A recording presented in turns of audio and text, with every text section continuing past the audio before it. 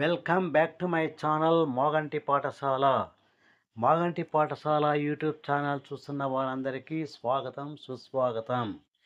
ఈ వీడియోలో 2025-26 ప్రస్తుత విద్యా సంవత్సరంలో ఎవరైతే ఫస్ట్ ఇయర్ డిగ్రీ చదువుతున్నారో వారికి ఇంగ్లీష్ సబ్జెక్ట్లో ఫస్ట్ సెమిస్టర్లో ఫస్ట్ యూనిట్లో ఉన్నటువంటి మొదటి పోయం గురించి ఎక్స్ప్లెనేషన్ ఇవ్వడం జరుగుతుంది.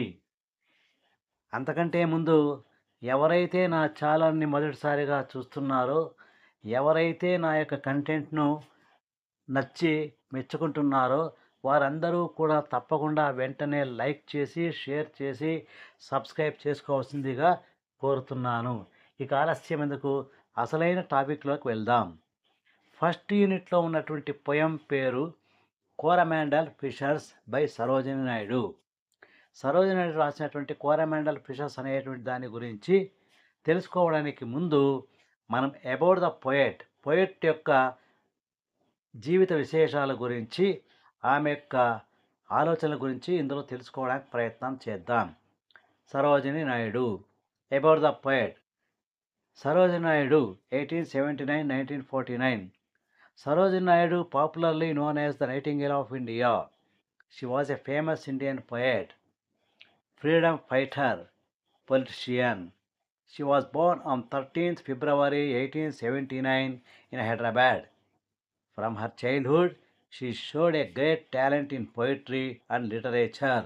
Her poems are noted for their rich imaginary and musical quality and themes of Indian culture, nature, love and patriotism.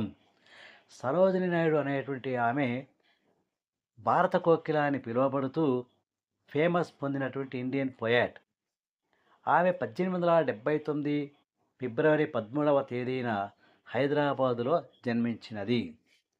చిన్నప్పటి నుంచి ఆమెకు సాహిత్యం పట్ల, పోయిటరీ పట్ల ప్రత్యేకమైనటువంటి శ్రద్ధ, ఆసక్తి కనపరిచేది. ఆమె యొక్క రచనలు బాగా గమనిస్తే భారతదేశపు కల్చర్ గురించి, ప్రకృతి గురించి, ప్రకృతి పట్ల ఆమెకున్న ప్రేమ గురించి మరియు దేశభక్తిని గురించి ఆమె ఎక్కువగా చెప్పేది. Some of her well known poetry collections include the bangle sellers, Indian weavers and broken wings and Coromandel fissures.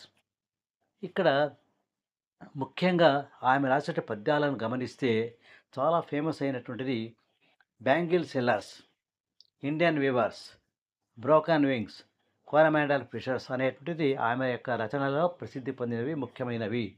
దీనికంటే ఇంకా ఎక్కువ రచనలు ఉన్నాయి, కానీ అమాంగ్ దేమ్ వాటన్నిటిలోకెల్లా these are all the most important and very much liked by all the people. చాలా అందరికీ నచ్చినటువంటి పోయమ్స్. అపార్ట్ ఫ్రమ్ లిటరేచర్, ఆమె సాహిత్యంలోనే కాకుండా సాహిత్యంతో పాటు she played an active role in India's freedom struggle and worked closely with leaders like Mahatma Gandhi and Jawaharlal Nehru.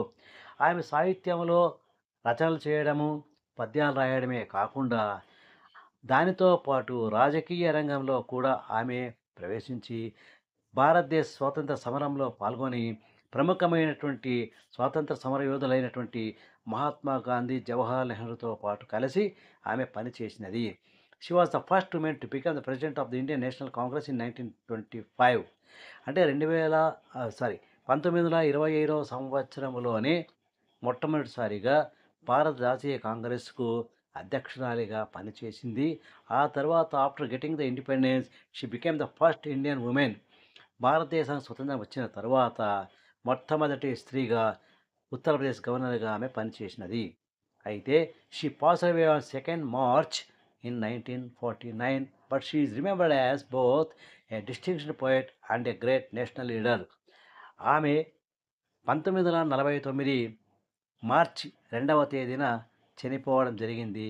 అయితే still ఇప్పటికీ కూడా రిమెంబర్డ్, గుర్తుంచుకునే విధంగా ఉన్నది. ఆమె ఒక ప్రముఖమైన రచయితగా, గొప్ప నాయకురాలిగా, గొప్ప రచయితగా మనకి ఇప్పటికీ కూడా గుర్తుండే రీతిలో నిలిచిపోయింది. కాబట్టి she is called the nightingale of India and she wrote many poems about nature, people and patriotism. This poem about fishermen అంటే ఈ పోయెమ్ రాయడానికి ముందు ఎన్నో రకాల పద్యాలు రాసి ఫేమస్ అయింది.